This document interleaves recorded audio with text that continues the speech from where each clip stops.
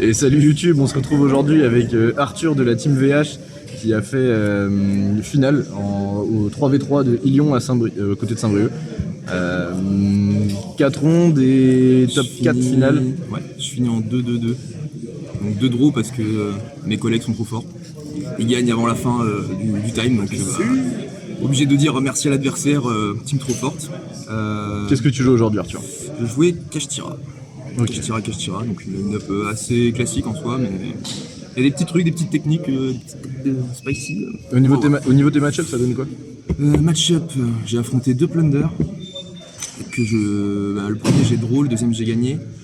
Flunder, le même mec que j'ai affronté 2 fois. La première je la perds parce que la game 3 il a 2 fois la piège harpie, donc je peux littéralement pas jouer. Je le raffronte en top 4 et là par contre je lui ai mis 2 fois drôle, donc il a vu rouge. J'ai aussi affronté un Despia, donc là pareil les collègues ont gagné avant, donc on a été en draw. Et je perds en finale contre Dark World FTK, un très bon deck. Allez, c'est parti pour c'est parti pour la line. Donc 3 Fenrir, 3 Licorne, 2 Rise Art, 3 ça m'arrivait de brick avec, donc je me suis dit à 2, au pire on va la tuto, c'est pas grave. Un ogre, juste pour aller tuto prep, toujours très très correct. Et Griffrayer, qui te permet de passer trop de cartes lourdes, vraiment qui sont reloues, negate inhérente, donc franchement trop fort. Après en termes d'entrap, 3 H, et j'ai décidé de rentrer 3 drôles. Alors il y en a beaucoup qui rentrent shifter. Drôle, le problème c'est que ça conflicte avec Rise Art, mais le truc c'est que je me dis que même si j'ai Rise Art sur le terrain, ça va être la priorité numéro 1 de l'adversaire de gérer Rise Art. Donc s'il me le gère, j'ai toujours drôle, et en gros il va faire sa première tuto, et je vais lui dire c'est fini en fait, t'as fini ton tour, et puis après moi j'ai le grind. Donc elle m'a fait gagner énormément de dégâts. Voilà. Tac. On passe aux magies. Pour les magies, côté Kashtira, 4 terrains, 3 Théosis, 2 Bursts. Pareil que Rise Art, je le jouais à 3 avant, mais j'ai eu tendance à brick avec. Donc je suis descendu à 2, pas mal du tout. J'ai eu des fois en main et ça a toujours été correct, jamais trop. Donc je vais continuer comme ça, je pense. 3 pots de prospect, 3 lances interdites, très très fortes. 3 books de Book of Moon. J'aime pas trop le livre de l'éclipse, je trouve que c'est trop cher payé. Book of Moon, il y a plein de boards qui finissent sur un monstre en ce moment, donc faut juste bien la timer et elle peut te faire la game aussi complètement. Il me restait 2 free spots en magie, donc j'ai pris 2 cosmiques. C'est correct go first, c'est correct go second. Donc voilà. La prep pour Ogre et 3 MP. Parfait. On passe à l'extra deck.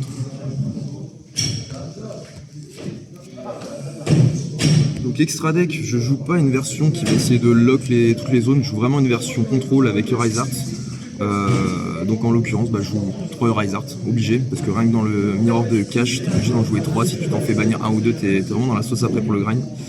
Les 3 cibles à peau de prospect, donc protège Rise Art, fait piocher, et puis il peut détruire sur le terrain une fois qu'elle est au cimetière pour le tour d'après.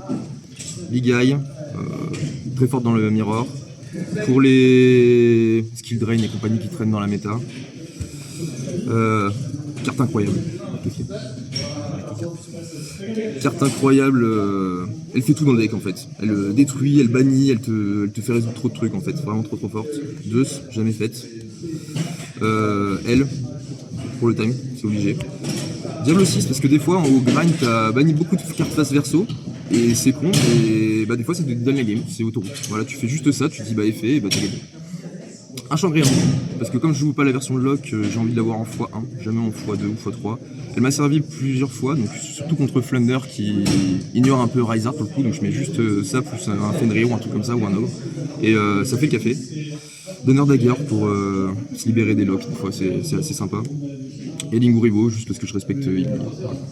Parfait. On passe au side deck maintenant. Et pour le side deck, Shifter, j'avais pas envie de jouer en main parce qu'il y a certains match-up où c'est complètement mort. J'ai pas eu tort parce que c'est vrai qu'aujourd'hui j'ai affronté 2 fois Flunder, donc cette carte m'aurait servi à rien. Je la touche contre Dark World FTK, mais je mets même Rise Art, mais il a tout pour me remonter, donc il arrive à me passer avec. Shifter Pro. Anti-spell, parce qu'il y a pas mal de spells qui saoulent un petit peu Rise Art, donc elle est toujours très correcte cette carte, forte contre beaucoup de match-up au final. Evenly Plumeau, bah, c'est correct contre tout aussi, c'est les backrows, tout ça. Après, pour les trucs un peu plus spicy, je teste depuis un bout de temps Kurikara. Je l'ai pas eu aujourd'hui, j'ai été rarement au second. Elle donne des free match-up contre certains decks, Swordsoul, Kashtira, même Plunder en fait, je l'ai rentré, le mec active tous ses effets, tu l'actives, après avoir bait tous les effets, tu battles, t'as gagné. Et 3 Denko Seka, parce que t'as pas besoin de ta norme et que et ben il y a des gens, tu normes Denko Seka, ils te regardent et ils louchent. Voilà. C'est ça. Des remerciements, des shout-outs. Remerciements à la team VH, remerciements aux sponsors, le coin du jeu. Grâce à eux qu'on peut faire pas mal de compétitions. Bisous au vrai beauf, bisous à ma femme qui me laisse aller en compète et qui reste tout seul à la maison. Et puis bisous aux copains avec qui on a fait finale, on aurait pu gagner mais bon voilà, le sort et le mulligan on a décidé autrement. Voilà. Ça marche. Merci Arthur.